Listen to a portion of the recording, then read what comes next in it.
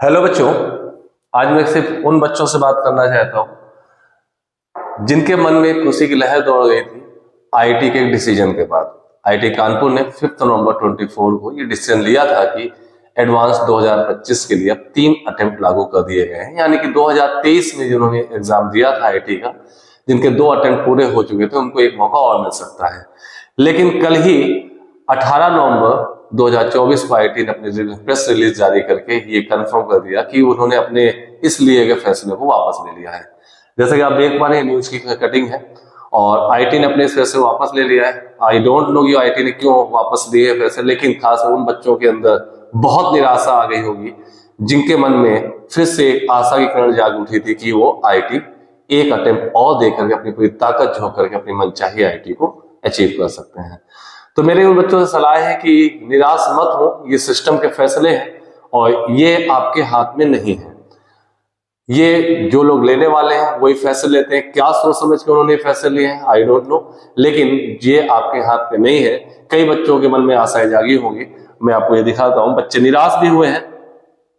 अब आप लगातार 2 बार ही दे सकेंगे एडवांस, यानी कि जिन्होंने 2023 में 12th एग्जाम क्वालिफाई किया है वो इसके लिए एलिजिबल नहीं होंगे। आईआईटी कानपुर ने ही 3 अटेम्प्ट देने का और ये डिसीजन लिया था और आईआईटी कानपुर ने ही अपने इन डिसीजन को वापस ले लिया है। ये मैं आपको जो दिखा रहा हूं, डेट 18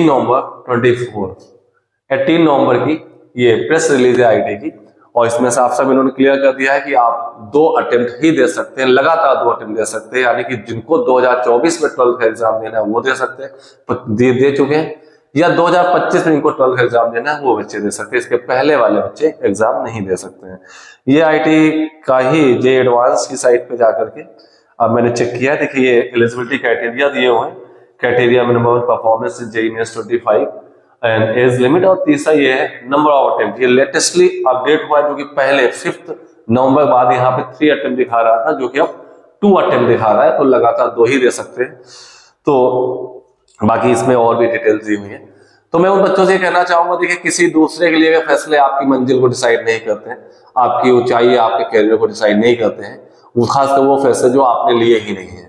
आपके लिए फैसले आपकी मंजिल आपके कैरियर को डिसाइड करते हैं, तो इसे किसी दूसरे के लिए डिसीजन से अपने फैसले अपनी मंजिल को नहीं बदलने दें। और आपकी मंजिल, आपका कैरियर आप अपनी मेहनत, लगन, जुनून, जज्बात से होगा। इससे अपनी मेहनत लगन से लगे रहें। आप जहां पर हैं आप वहां अच्छा करेंगे, इसमें कोई डाउट नहीं है। वहां से ही बहुत अच्छे मुकाम पर पहुंचेंगे, इसमें कोई डाउट नहीं।